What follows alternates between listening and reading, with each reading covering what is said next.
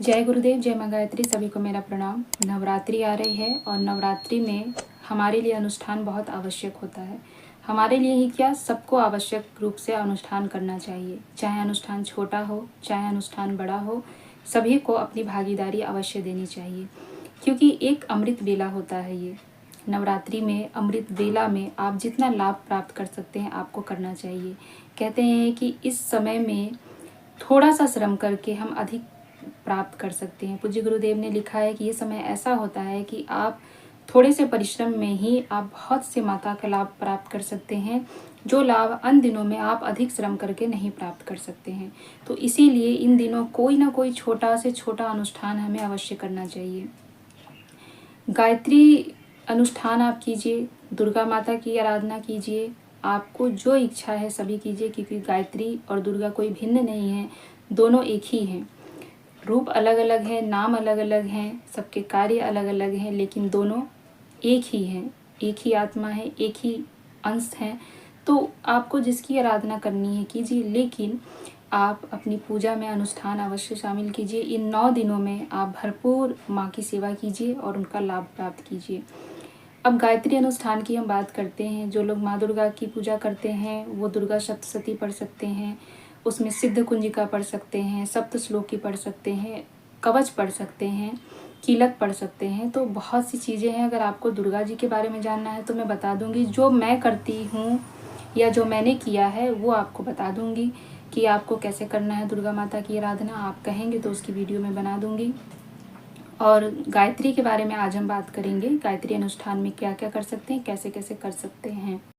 आत्म विकास के लिए करें नवरात्रि साधना, इस पर मैंने एक वीडियो बनाया है और मैंने अपने पोस्ट पर भी उसको डाल दिया है अभी 2-3 दिन पहले। तो पोस्ट में भी आप जाके उस वीडियो का लिंक देख सकते हैं। तो उसमें मैंने नवरात्रि के सारे तप विधि नियम के बारे में बताया है। तो उसमें मैंने सिर्फ जप की विधि बताई है, पर आज हम बताएंगे आपको कि हम नवरात्रि में गायत्री को कैसे कैसे अनुष्ठान के रूप में कर सकते हैं, गायत्री मंत्र के अलावा और क्या क्या कर सकते हैं।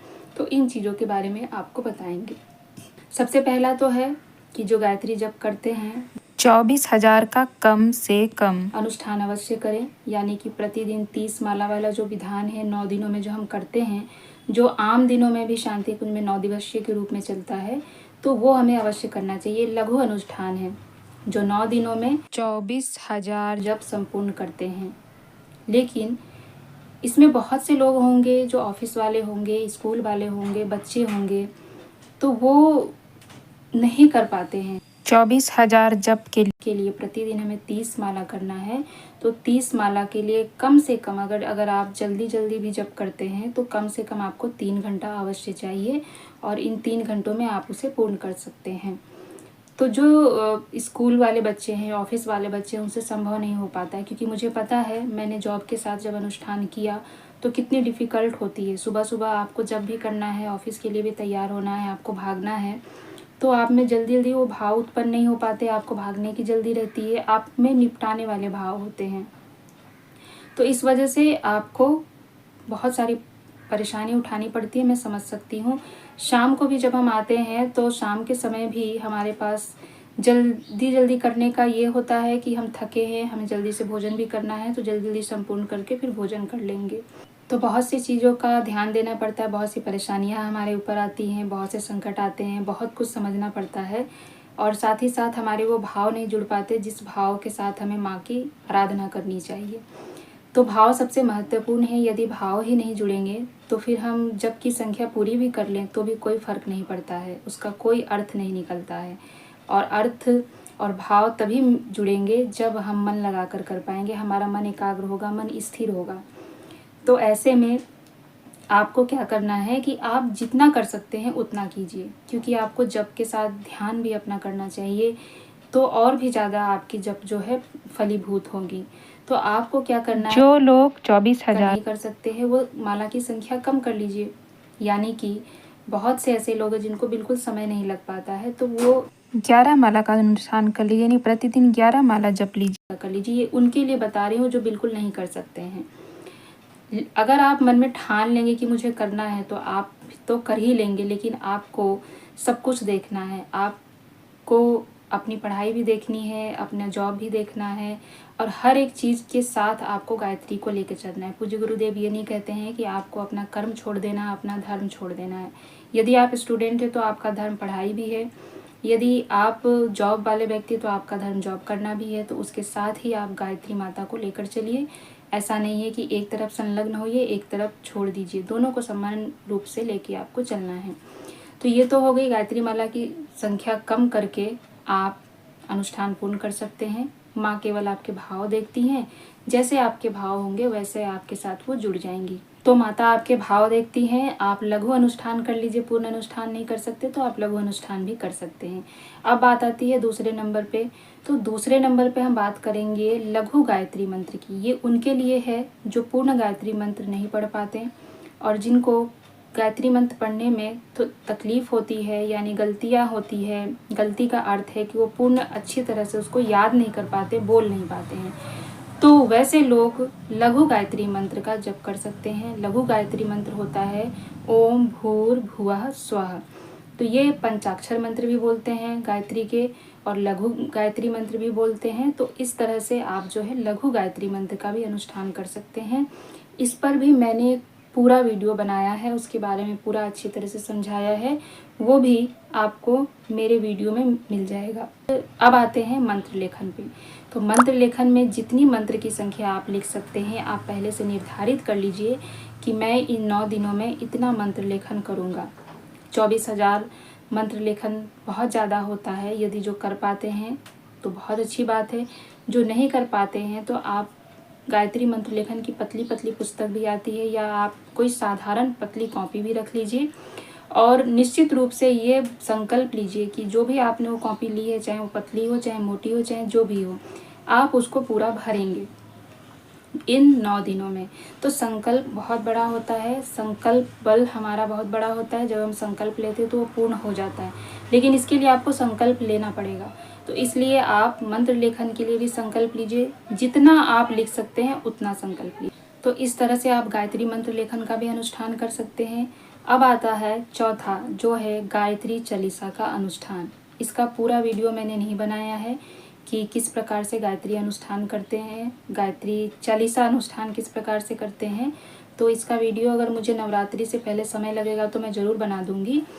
नहीं भी अगर मैं बना पाती हूँ तो आप गायत्री चालीसा की भी संख्या को निर्धारित कर लीजिए, जैसे कि मैं इतने दिनों में इतनी गायत्री चालीसा पढ़ूंगा, प्रतिदिन मैं इतनी गायत्री चालीसा को पाठ करूंगा और 9 दिनों में मैं इतना गायत्री चालीसा पाठ करूंगा। तो एक संख्या निर्धारित कर लीजिए और उसी संख्या के हिसाब से आप प्रतिदिन गायत्री चालीसा पढ़िए। जैसे बहुत से लोग हैं प्रतिदिन 12 चालीसा पाठ करके भी अनुष्ठान करते हैं और उस तरह से 9 दिनों में वो पूर्ण करते हैं। बहुत से लोग 21 बार भी करते हैं, बहुत से लोग 30 बार भी करते हैं। तो जिसकी जैसी सामर्थ्य होती है, जो जितना समय दे पाता है, जो जितना अपने आप को माँ के लिए समय निकाल पाता है, वो उतना समय निकाले, उतने भक्ति भाव से करे, अपने भाव को उसमें जोड़े और पूर्ण श्रद्धा और विश्वास के साथ करे। तो आपकी कोई भी साधना निष्फल नहीं जाएगी। आप चाहे गायत्री चालीसा का अनुष्ठान कीजिए, आप चाहे मंत्र लेखन का अनुष्ठान कीजिए, आप चाहे गायत्री जप का अनुष्ठान कीजिए, तीनों के फल आपको समान रूप से मिलेंगे। तीनों में कोई भेद नहीं है। आप तीनों प्रकार से माँ गायत्री की आराधना कर रहे हैं। तीनों में एक चीज़ कॉमन है, वो है आपका श्रद्धा, आपकी भक्ति, आपके भाव और आपका पवित्र हृदय। तो जब ये सब मिल जाते हैं तो आप जो भी करेंगे वो फलीभूत हो जाता है। तो इस तरह से मैंने आपको समझाया कि गायत्री अनुष्ठान आपको कैसे करना है, किस किस प्रकार से करना है। तो इस नवरात्रि में आपको जो सर्वसुलभ लगे उसका अनुष्ठान अवश्य कीजिए। तो इस प्रकार से आप गायत्री अनुष्ठान अवश्य कीजिए। इस अमृत बेला को जाने मत दीजिए और जैसे भी बन पड़ता है, जितना बन पड़ता है, माँ की आराधना कीजिए और माँ की पूजा कीजिए। आपको बहुत सारा लाभ मिले, आपको बहुत सारे फल प्राप्त हो, मेरी यही माँ गायत्री से कामना है। और हो सकता है कि उन दिनों मैं भी आपको बहुत ज़्यादा वीडियो ना दे पाऊँ, इसलिए मैं पहले से बना दे रही हूँ, क्योंकि मुझे भी माँ की आराधना करनी है, तो मुझे भी थोड़ा अपने लिए समय चाहिए। तो हो सकता है कि उस वक्त आपको वीडियो ज़्यादा ना मिल पाए, तो पहले से वीडियो है और जो कुछ भी मैंने बताया है वो मेरे वीडियो लिस्ट में, प्ले लिस्ट में आपको मिल जाएगा, तो आप वहाँ से भी देख सकते हैं। और कोई परेशानी हो तो कमेंट करके बताइएगा। जो भी मुझसे बन पड़ेगा, जैसा समय लगेगा मैं आपको रिप्लाई दूंगी। लेकिन मैं कोशिश करूंगी कि नवरात्रि शुरू होने से पहले नवरात्रि से जुड़े आपको सारे वीडियो में उपलब्ध करा दूं। नवरात्रि से जुड़े सारे समस्याएं जो आपकी उलझने हैं उन सब का समाधान आपको मैं दे दूं। और अभी समय है 4-5 दिन। आपको जो कुछ भी नवरात्रि के बारे में जानना है मुझे कमेंट कर दीजिए, मुझे मेल कर दीजिए। मेरा मेल आपको दिया हुआ है, ताकि मैं इन 5 दिनों में जल्दी जल्दी आपको वो वीडियो प्रोवाइड कर दूं। तो जो भी कुछ समझना है, जो कुछ जानना है, जो भी पूछना है वो आप मुझसे पूछ लीजिएगा, मैं उसकी वीडियो बना दूंगी। मेल कर दीजिएगा, कमेंट कर दीजिएगा। मैं कोशिश करूंगी कि मैं उन सब के वीडियो आपको उपलब्ध करा दूं, क्योंकि नवरात्रि शुरू होने के बाद हो सकता है ज़्यादा समय ना मिले तो वीडियो बताना मुश्किल होगा। और नवरात्रि से जुड़े सवाल आपको नवरात्रि से पहले मिलेंगे, तभी आप उस हिसाब से अपनी नवरात्रि को सरल और सुगम बना सकते हैं। तो किसी भी चीज़ का हेडेक मत लीजिए। किसी भी पूजा पाठ को बहुत सरल और सुलभ तरीके से कीजिए। उसको हेडेक लेके मन पे एक प्रेशर बना के मत कीजिए, क्योंकि वो फिर फलदायी नहीं होता है। आप साधारण रूप से कीजिए, जैसी भक्ति जुड़ती है वैसी भक्ति से कीजिए। चीज़ में आपका मन लग जाए, जो आप एकाग्र चित्त से कर पाए, ऐसा काम करना चाहिए। तो इस प्रकार से आप बिना किसी हेडेक को लिए, बिना मन पे, मस्तिष्क पे कोई प्रेशर डाले हुए आप आराम से साधना कीजिए, आराम से अनुष्ठान कीजिए। फिर देखिए कि आपका साधना जरूर सफल होगा। और एक वीडियो में और डाल दूंगी, जैसे हमारे शरीर में जो तत्व की कमी होती है उसको हम गायत्री माता के मंत्र के साथ यदि करते हैं तो वो भी हमारे लिए बहुत फलित होता है।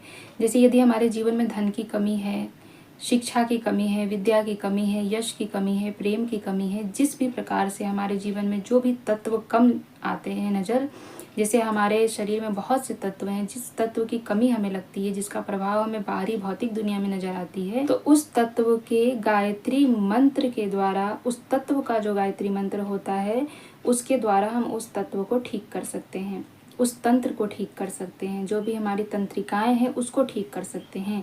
जैसे हमारे पास धन नहीं है तो हम लक्ष्मी माता की आराधना यानी कि गायत्री लक्ष्मी मंत्र पढ़ के उस लक्ष्मी तंत्र को हम ठीक कर सकते हैं। हमारे पास विद्या नहीं है तो हम सरस्वती तंत्र को गायत्री सरस्वती मंत्र के साथ पढ़कर उसे ठीक कर सकते हैं। तो ऐसे 24 तंत्रों की 24 देवी देवताएं हैं, उन सभी के मंत्र में डाल दूंगी। तो आप जब नवरात्रि अनुष्ठान करेंगे तो उसके साथ साथ उस एक माला उसकी कर लीजिएगा। जिस चीज़ की कमी आपके जीवन में है, जिस चीज़ की कमी आपको अपने अंदर लगती है, तो उसके एक माला आप गायत्री अनुष्ठान के साथ कर लीजिएगा, आपको उसका भी लाभ मिलेगा। जय गुरुदेव।